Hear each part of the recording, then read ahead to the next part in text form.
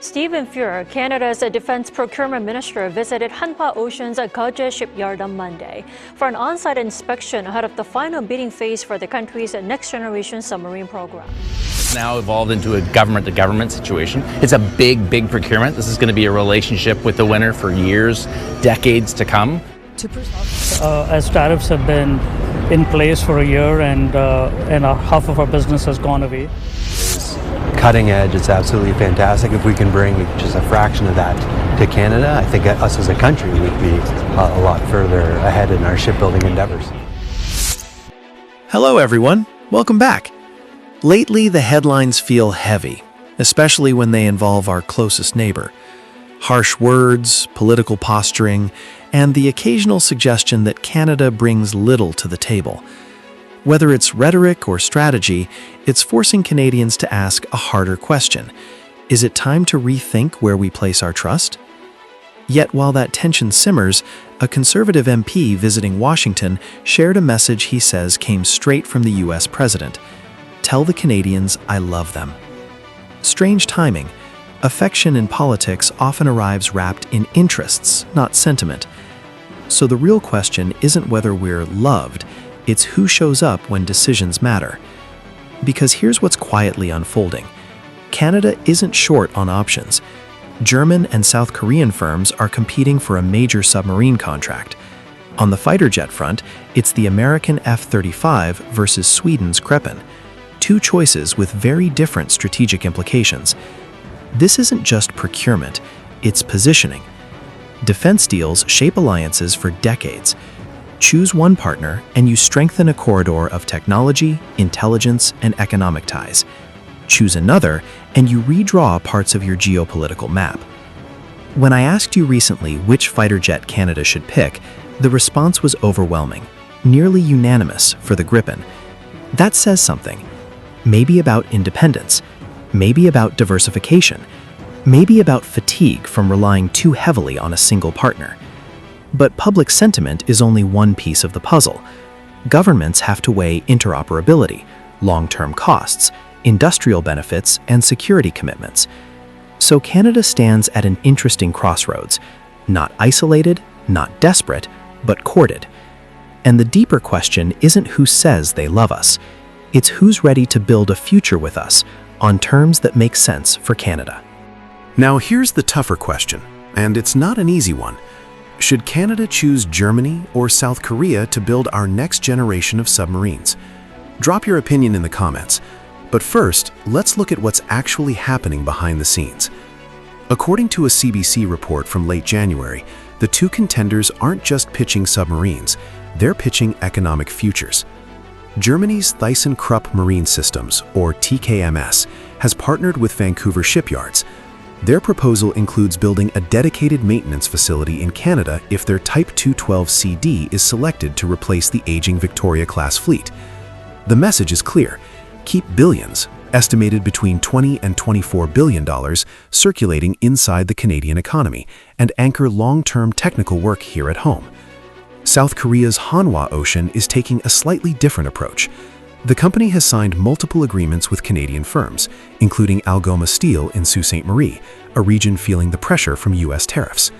One headline promise, a $270 million investment to build a new structural steel beam mill capable of producing the high-strength alloy required for submarine construction. If successful, that steel wouldn't just support the submarines, it could feed the maintenance infrastructure as well. Two strategies, one contract, massive consequences. Germany is leaning into life cycle support and operational stability. South Korea is emphasizing industrial investment and manufacturing capacity. Both are essentially saying the same thing in different ways. Pick us, and we'll help build your domestic capability. The federal government has asked both companies for full proposals by March, which means the clock is ticking. So this decision goes far beyond hardware. It touches jobs, supply chains, sovereignty, and who Canada wants standing beside it decades from now. No obvious answer here, only trade-offs. Germany's proven defense pedigree or South Korea's aggressive economic investment? Over to you. A decision could come as early as this year. And step back for a moment. Doesn't this feel different? Instead of chasing contracts abroad, Canada suddenly has major economies competing to invest here. promising jobs, facilities, and long-term industrial capacity. But this isn't happening by accident. There's a reason both bidders are emphasizing Canadian steel, Canadian workers, and Canadian infrastructure.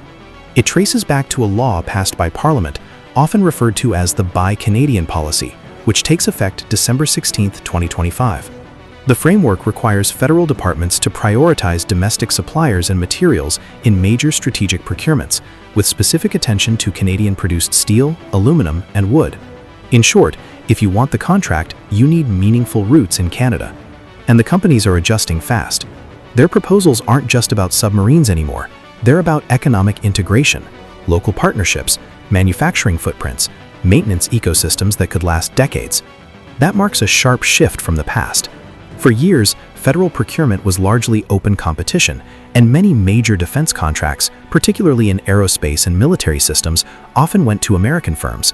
Now, domestic participation isn't just a bonus, it's becoming a deciding factor. To be clear, this doesn't automatically exclude foreign companies. It changes the rules of engagement. Success now depends on how much value flows back into Canada. Which raises an even bigger question. If industrial benefit is moving closer to the center of defense decisions, it won't just shape the submarine contract, it could heavily influence the fighter jet choice too. So what we're watching isn't just a procurement cycle, it's a strategic pivot towards economic sovereignty. And the real test will be whether this approach delivers what it promises: stronger industry, better leverage, and partnerships that treat Canada less like a customer and more like a stakeholder. In some of her most direct remarks yet, Minister Melanie Joly confirmed that Canada is actively speaking with Swedish defense firm Saab, the company behind the Gripen E fighter jet, and one that claims it could bring thousands of aerospace manufacturing jobs into the country. Her message was blunt: military procurement should deliver more than equipment.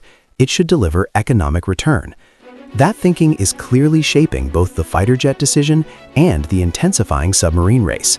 Reuters recently reported that South Korea isn't treating this like an ordinary bid.